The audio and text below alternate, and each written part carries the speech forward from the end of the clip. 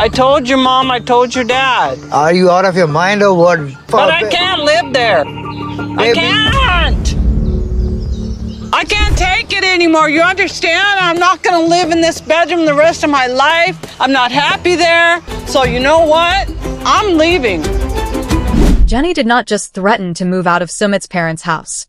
She went directly to his mother and father and announced that she and Sumit were leaving before Sumit had agreed to anything. Then his parents looked at her and basically said, "No, you are not." That is where this stopped being a normal family disagreement, because Jenny was no longer asking for more privacy. Sumit's parents were no longer asking the couple to stay a little longer. Everybody had started making decisions for everybody else. And when Sumit finally discovered what Jenny had done, he did not focus on why his wife felt desperate enough to go behind his back. He became furious that she had confronted his parents without his approval. That reaction exposed the real problem. Sumit says they cannot move because they need money. Jenny says she cannot stay because she needs freedom. His parents say living together is part of being a family. But underneath all of those arguments is one uncomfortable question. Who has the final authority over Jenny and Sumit's marriage? For Jenny, marriage means having a private life with her husband. For Sumit, marriage now has to fit inside the family connection he fought years to rebuild. He wants Jenny, his parents, the cafe, and the shared family home. But the only way that dream works is if Jenny accepts the biggest loss. She loses privacy. She loses independence. She loses control over her daily routine. And every time she objects, she is told to adjust. Now, Jenny is not completely innocent. She made a major marital announcement without her husband's agreement. But that decision reveals something more serious than simple disrespect. Jenny no longer believes speaking to Sumit privately will produce any change. So, did she go behind his back because she wanted control? Or because she had finally realized Sumit had already decided she was staying? The episode gives us the explosion. But the real story is how acceptance slowly became another form of control. Jenny's confrontation with Sumit's parents did not begin like a dramatic showdown. She brought food to Sana while Sumit's mother was feeling unwell. On the surface, it looked like Jenny was trying to lower the tension inside the home. But she also wanted private time with the parents. And that was not accidental. Jenny already expected Sumit to disagree with moving out. She knew his parents would resist. So instead of asking for another conversation that might go nowhere, she tried to create a decision before Sumit could stop it. That tells us exactly how little confidence she now has in the marriage's communication. Jenny was not simply saying, "I am unhappy." She was trying to make the move feel official. Once she told his parents that she and Sumit were leaving, Sumit would have to either support his wife or publicly reverse her decision. That placed him under pressure. It also placed the parents under pressure. And it allowed Jenny to move the argument from private frustration into open conflict. That is not healthy communication. But it is what people sometimes do when they believe calm communication has become useless. Jenny's choice carries two messages at the same time.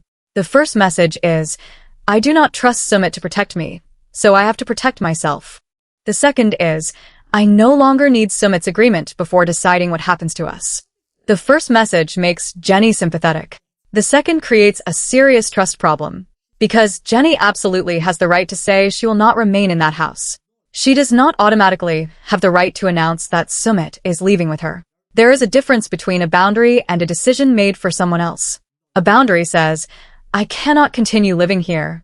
Control says, "We are leaving because I have decided for both of us." And the uncomfortable truth is that Jenny was doing both. But then Sumit's parents made the same mistake in the opposite direction. Instead of treating Jenny's statement as proof that the living situation was becoming unbearable, they treated it like an act of disobedience. They did not begin by asking why she felt trapped. They did not ask what changes might help. They did not discuss how the couple could become financially independent. They told Jenny she had to stay. That response completely changed the emotional meaning of the household. There is a huge difference between saying, "Please stay because we want our family together," and saying, "You are not allowed to leave." One is an emotional request. The other is a claim of authority. And Jenny immediately reacted to that authority. Her anger was not really about one rule. It was about two other adults acting as if they could decide where she must live. Now, I do not think Sumit's parents see themselves as villains. Their motivation is probably much more emotional. For years, Sumit's relationship with Jenny created distance, conflict, and embarrassment inside the family. His parents strongly resisted the relationship. Sumit felt pulled between the woman he chose and the family he feared losing.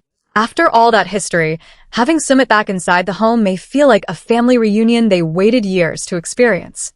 Jenny moving out may not feel like a basic housing decision to them. It may feel like the beginning of losing their son again. That fear matters. But fear does not give somebody ownership over another adult. Housing someone does not mean controlling them. Helping someone financially does not mean they lose the right to leave. And accepting Jenny as family should not mean she must surrender every boundary she had before that acceptance happened. That is why this storyline is much deeper than the usual wife versus mother conflict. Everybody wanted acceptance. Nobody agreed on what acceptance actually meant.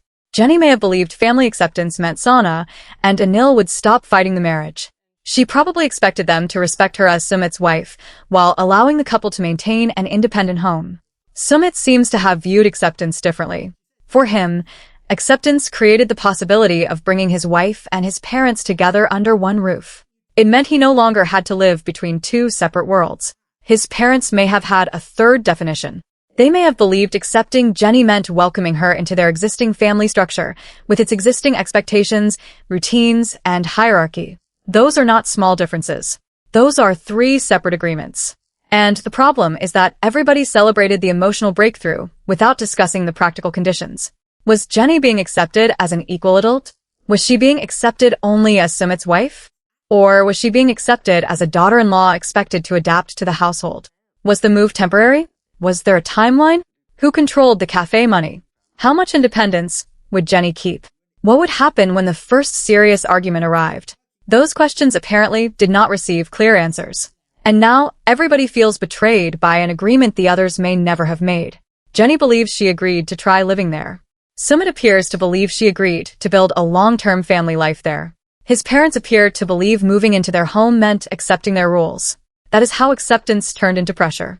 And once pressure became normal, Jenny's smallest frustrations started carrying much bigger meaning.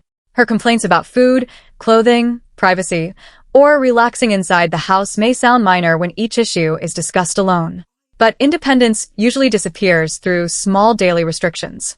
What can I eat? What can I wear? Where can I sit? Can I have privacy?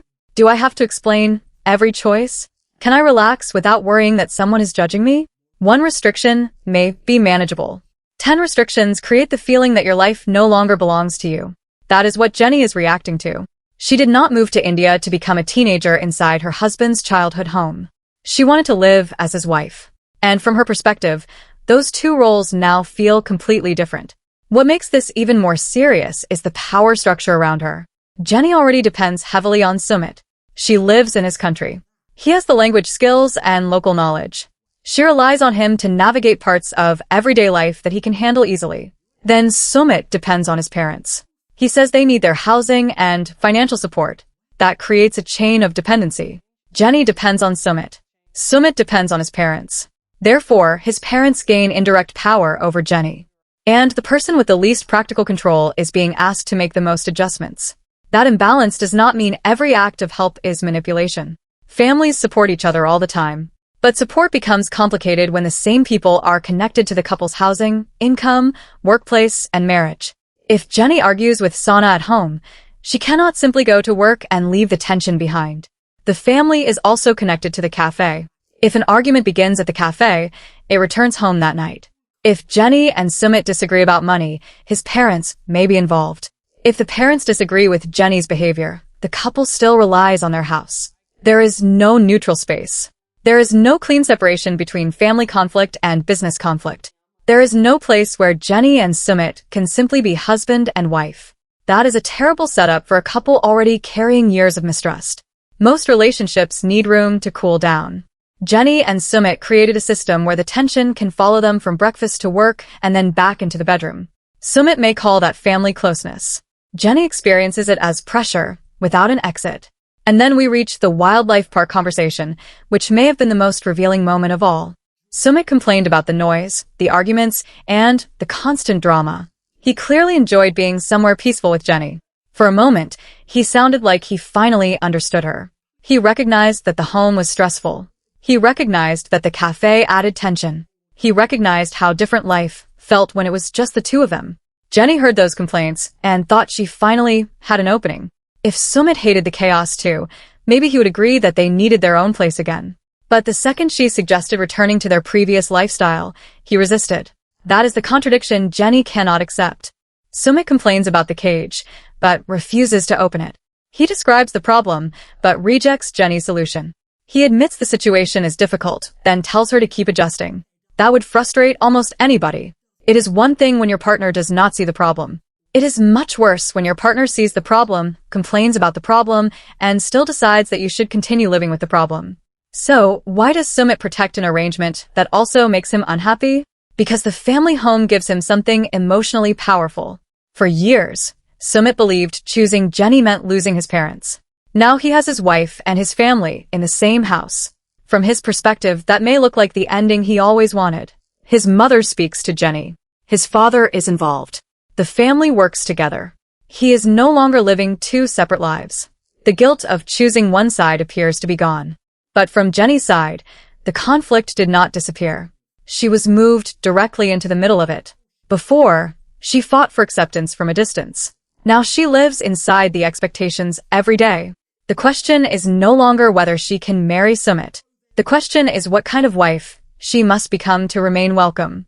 And that may feel even more exhausting than open rejection. At least open rejection was honest. Conditional acceptance is harder to identify. It sounds loving until Jenny disagrees. It feels warm until she wants to leave. It looks like family until her freedom challenges the family's plan. Sumit appears to believe Jenny's discomfort is the final sacrifice required to make everybody happy. But Jenny sees a situation where everybody keeps what they want except her. Sumit keeps his parents. His parents keep their son. The family keeps the shared home. The café keeps them working together. Jenny loses the independent life she had with her husband. That is why her anger is so intense. She is not only fighting a house. She is fighting a dream where she is the only person expected to disappear inside it. Now, Sumit's strongest defense is money. He says they cannot afford another apartment. He says they currently need his parents. And that point cannot be ignored. Wanting independence does not pay rent. Jenny cannot simply declare that they are moving without explaining how they will support themselves. Some fans feel she is demanding freedom without presenting a workable financial plan. Those viewers argue that Sumit's parents are helping the couple during a difficult period. They believe Jenny cannot accept the support and reject every condition attached to living in somebody else's home. That criticism has some weight. A boundary without a plan can quickly become an ultimatum. But Sumit's financial argument still leaves one question unanswered. If they had enough money tomorrow, would he actually move? Because Sumit is not only saying they cannot leave. He is also saying he likes living with his parents. That matters. Money may be a real obstacle, but it may also be protecting him from admitting the emotional truth. He does not want to move. Even if the cafe became successful, Sumit might still resist, because the shared home proves he no longer has to choose between his wife and his family. Jenny is arguing about affordability. Sumit is defending emotional security. And those are not the same conversation. That also explains why the cafe has become such a powerful symbol. The business was supposed to create independence. If the cafe succeeded, Jenny and Sumit could earn money and eventually move into their own home. But instead of separating the couple from Sumit's family, it connected them even more closely. Their housing depended on the parents. Their workplace involved the parents. Their future income depended on a family business. The money being spent on the cafe also made Jenny more anxious about moving out. The plan designed to create freedom may have become another reason they could not leave. For Sumit, every business expense may feel like an investment. For Jenny, every expense may feel like one more month trapped inside that house. For Sumit, the cafe represents possibility. For Jenny, it may represent delay. And that difference is going to create resentment even if the family stops arguing about household rules. Many viewers strongly supported Jenny after the confrontation. They believe she finally reached a reasonable limit. They see Sumit's parents confusing family love with obedience. They also feel Sumit expected Jenny to make every sacrifice while he enjoyed the emotional reward. Some fans pointed out that Sumit acted shocked even though Jenny had already made her unhappiness obvious. From that perspective, Jenny's explosion was not sudden. It was the predictable result of Sumit refusing to create a clear timeline. Another section of the audience believes Jenny handled the situation badly. Those viewers agree that she deserves more freedom, but they do not believe she had the right to announce that Sumit was moving. They also argue that his loyalty to his parents was never a secret. Jenny has known for years that Sumit has a deep emotional attachment to his family. Then there are viewers who question how much of this conflict was amplified for television. Some fans believe the cafe may have existed mainly to create a new storyline.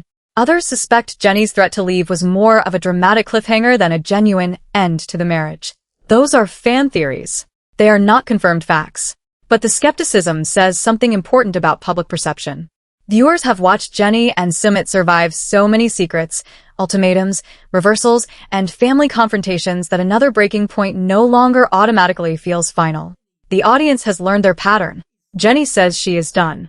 Sumit looks terrified. The crisis forces a conversation. A temporary compromise appears. Then the original issue returns in a different form. And that pattern did not begin inside this house. Their relationship started with major deception. Sumit first contacted Jenny through a false online identity.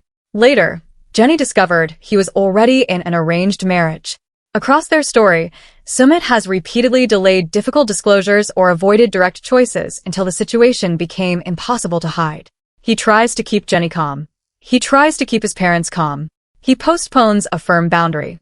Jenny becomes suspicious. The pressure builds. Jenny finally issues an ultimatum. Then Sumit responds because the relationship has reached an emergency. The home is new. The pattern is not. Sumit's biggest problem has always been conflict avoidance. He appears to believe that if nobody is forced to choose today, the issue has been managed. But delaying a decision does not erase it. It transfers the emotional cost to somebody else. This time, Jenny is carrying that cost. Every day, without a moving plan, makes the living arrangement feel more permanent. Every time Sumit says she must adjust, Jenny hears that her unhappiness is less important than his family peace. Every time he complains about the house but refuses to consider leaving, he confirms that he understands her pain but does not intend to prioritize it. Eventually, resentment replaces communication. Jenny has her own repeated pattern. She often tolerates frustration until she cannot take another day. Then she threatens to leave, declares that she is done, or forces an immediate choice. That creates urgency. It gets Sumit's attention, but it does not automatically create security. If Sumit changes only because Jenny threatens to disappear, he may resent the change. If Jenny stays because Sumit makes another promise during a crisis, she may not trust the promise. And if neither person addresses the original disagreement, the next explosion will be worse. That is why another apartment would help, but it would not fix everything. Jenny would regain privacy. The parents would lose daily authority. The couple would finally have somewhere to decompress. But the next conflict would arrive quickly. How often would Sumit visit his parents? Would he continue supporting them financially? Would they remain involved in the cafe? Would his parents view the move as another rejection? Would Jenny trust Sumit with business decisions? Would Sumit secretly blame Jenny for pulling him away? The apartment is only the visible argument. The real argument is about boundaries. Sumit has to prove that loving his parents does not require giving them authority over his marriage. Jenny has to set boundaries based on what she will do, instead of announcing decisions for Sumit. His parents have to accept that adult children can remain close without living under the same roof. And Jenny and Sumit need complete financial honesty before making another major plan. Without those changes, any compromise will only restart the countdown. The most likely outcome was never an immediate divorce. Jenny sounded serious, but she and Sumit have remained emotionally connected through conflict.